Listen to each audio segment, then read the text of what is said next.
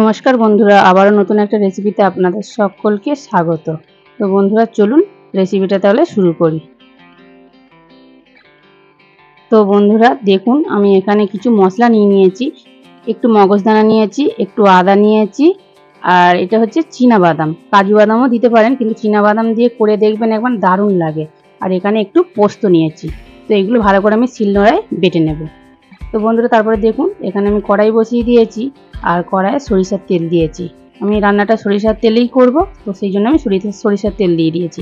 আর দেখুন বন্ধু, এখানে আমি চিংড়ি মাছ ভালো করে পরিষ্কার করে ধুয়ে রেখে দিয়েছিলাম, আর এর নুন আর হলুদ মাখিয়ে নিয়েছি। তো সেটা ভালো করে একটু হালকা করে তেলে ভেজে নেব।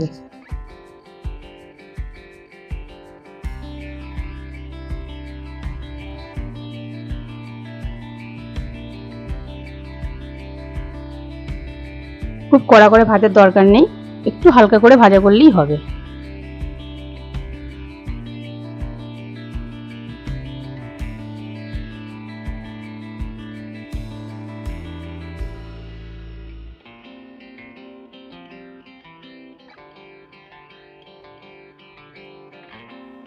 তো বন্ধুরা, আপনারা তো অনেক ধরনের চিংড়ি মাছের রেসিপি করে খেয়েছেন। তো আমি যে এই রেসিপিটা আপনাদের সঙ্গে শেয়ার করছি, এটা অবশ্যই বাড়িতে বানিয়ে দেখুন, দারুণ হয় খেতে।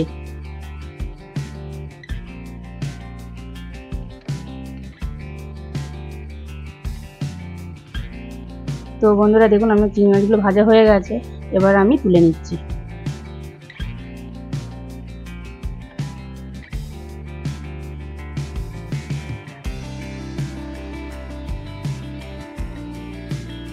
তো বন্ধুরা দেখুন, কড়ায় অনেকটাই তেল আছে, তো আমি আরও একটু তেল দিয়ে দেব। তো আমি এখানে ফোড়নে দিচ্ছি গোটা গরম মশলা, এলাচ আর লবঙ্গ, আর একটা তেজপাতা দুটো টুকরো করে দিয়েছি।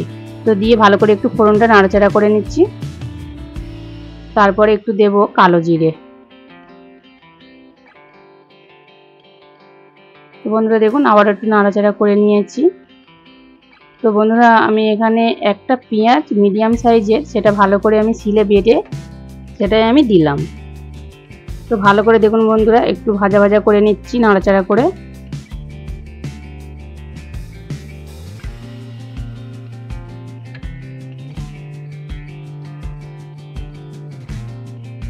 তো বন্ধুরা, এখানে আপনারা রসুন বাটাও দিতে পারেন, আমি রসুনটা দিলাম না। তো তারপরে দেখুন বন্ধুরা, যেগুলো দেখিয়েছিলাম আমি, চারমগজদানা, পোস্ত, চীনা বাদাম, তো সেইগুলো আমি একসাথে বেটে, আদা, সেটাই আমি দিয়ে দিলাম। দিয়ে এটাও ভালো করে আমি একই সাথে ভালো করে কষিয়ে নেব। যেহেতু সবগুলোর একটু কাঁচা গন্ধ থাকে, খুব ভালো করে তেলের মধ্যে নাড়াচাড়া করলে কাঁচা গন্ধটাও চলে যাবে, কষানোও হয়ে যাবে খুব ভালো করে।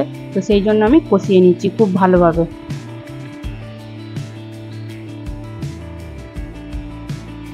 আর একটুখানি প্লেট ধুয়ে জলটা দিলাম, যাতে না মশলাটা তলায় ধরে যায়।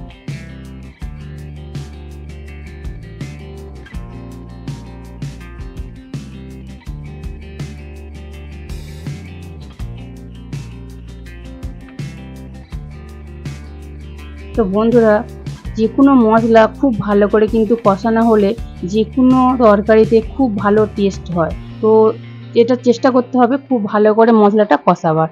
দেখুন বন্ধুরা, তেল ছাড়ছে, এবার আমি পরিমাণ মতো লবণ দিয়ে দেব, হলুদ গুঁড়ো দেব, লঙ্কা গুঁড়ো দেব। তো বন্ধুরা, ঝালটা আপনারা বুঝেই দেবেন, আর অল্প একটু চিনি দিয়ে দেব। তো একটু চিনি দিলে কি হয়, বেশ টেস্টটা আরও ভালো হয়। তো সেই জন্য আমি একটু অল্প করে চিনি দিলাম, আপনারা চাইলে দিতেও পারেন, নাও পারেন। তো দেখুন বন্ধুরা, প্লেটটা ধুয়ে আমি একটু জল দিয়ে দিচ্ছি। আবারও খুব ভালো করে একটু কষিয়ে নিচ্ছি মশলাটা।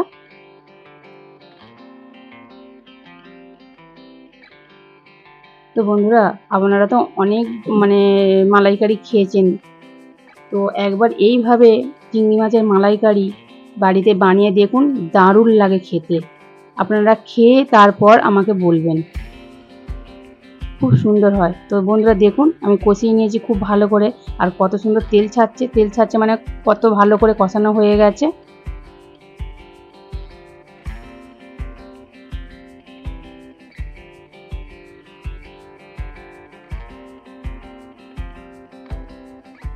তো চিংড়ি মাছের মালাইকারি তো নারকেলের দুধ দিতে হয়, আমি নারকেলের দুধ দেবো না। তো আমি যে মশলাগুলো দিয়েছি এতেই হয়ে যাবে, তো সেই জন্য নারকেলের দুধটা দিলাম না। তো খুব ভালো করে বন্ধুরা দেখুন, খুব ভালো করে আমার কষানো হয়ে গেছে।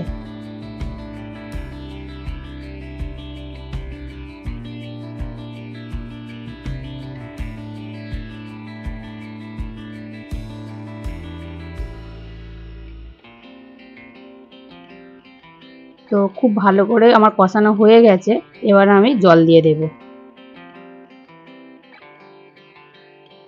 তো জল দিয়ে ভালো করে একটু খুন্তির সাহায্যে নাড়িয়ে চাড়িয়ে নিচ্ছি।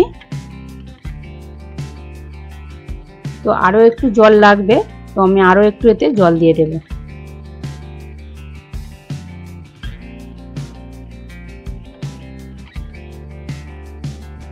তো বন্ধুরা আমি আরও একটু জল দিয়ে দিয়েছি, দিয়ে ভালো করে একটু নাড়িয়ে চাড়িয়ে নিচ্ছি। তো বন্ধুরা নাড়িয়ে চাড়িয়ে নিয়েছি, এবার ফোটা পর্যন্ত আমি অপেক্ষা করব। তো বন্ধুরা দেখুন ঝোলটা ফুটে গেছে, এবার আমি চিংড়ি মাছগুলো দিয়ে দেব।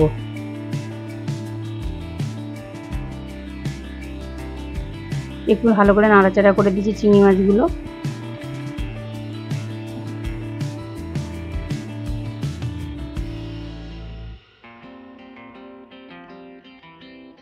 তো বন্ধুরা আমি এতে মানে কাঁচা লঙ্কাগুলো মানে গোটাই দিয়ে দিচ্ছি, 3টে কাঁচা লঙ্কা গোটা দিয়ে দিয়েছি।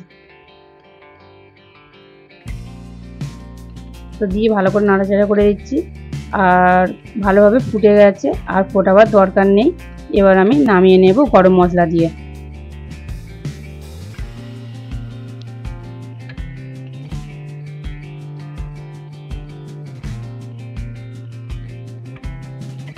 তো দেখুন বন্ধুরা দেখতে কত সুন্দর হয়েছে, খেতেও কিন্তু দারুণ হয়। আপনারা অবশ্যই বাড়িতে বানিয়ে দেখুন। আর ভিডিওটা যদি ভালো লাগে লাইক শেয়ার কমেন্ট অবশ্যই করবেন, বন্ধুদের সাথে প্রচুর প্রচুর শেয়ার করবেন, আমার চ্যানেলটিকে সাবস্ক্রাইব করে আমার পাশে থাকবেন।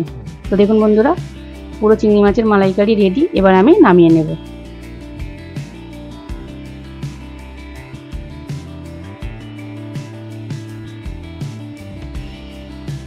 তো দেখুন বন্ধুরা কত সুন্দর দেখতে লাগছে। তো রাখার পর একটু বসে গেছে বন্ধুরা, তো দেখুন কত সুন্দর দেখতে লাগছে, খেতে কিন্তু দুর্দান্ত হয়। তো দেখা হচ্ছে নতুন একটা রেসিপি নিয়ে, ততক্ষণের জন্য ভালো থাকুন, সুস্থ থাকুন, সাবধানে থাকুন।